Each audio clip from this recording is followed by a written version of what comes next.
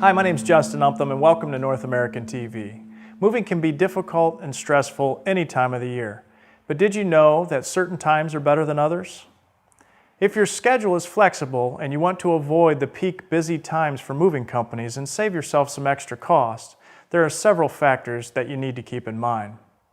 Today we're going to look at the ideal time of year and time of month to consider when moving, as well as several other factors to look at before deciding the best time for your move. So let's get started. When planning out your moving day, keep in mind that the more flexible you are in terms of the date you would like to move, the better. This will ensure that you are able to avoid the busy season and reduce costs associated with your move. So when is the best time of year to move? Most moving companies will tell you either in the spring or fall. This is a time that movers are usually less busy and will most likely be able to offer you a better rate on your move. Moving companies are often the busiest from June through September, when the children are not in school.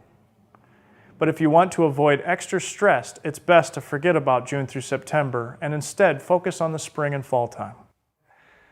Now that you know the best times of the year to move, let's talk about the best times of the month. Deciding to move at the beginning of the month is usually your best option. Moving companies are busiest mid-month and at the end of the month. Also keep in mind that moving on the weekends usually will cost you more than moving during the week. If you want to save yourself some extra money, schedule a move at the beginning or end of the week.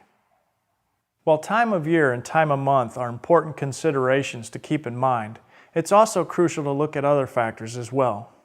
If you have children who are currently enrolled in school, it may be easier on them if you schedule your move through the summertime or over a holiday.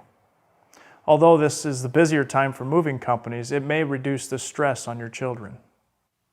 Besides considering children, you should also think about your employment. If moving for work, you may have no say when it comes to the date and time. Be sure to coordinate with your employer to find the best option for both of you.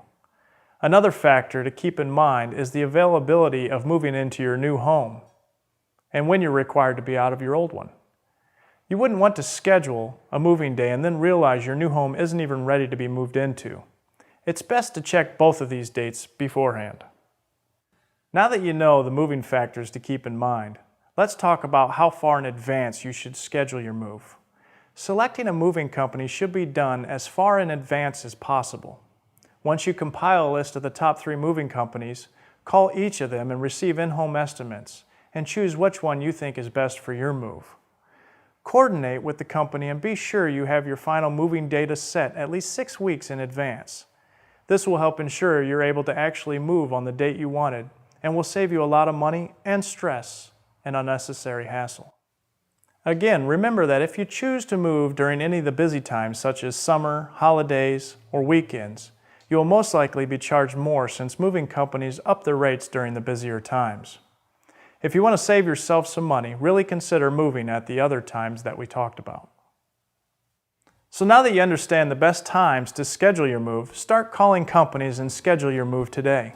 Thanks for watching. With North American TV, I'm Justin Umtham, wishing you a safe and easy move.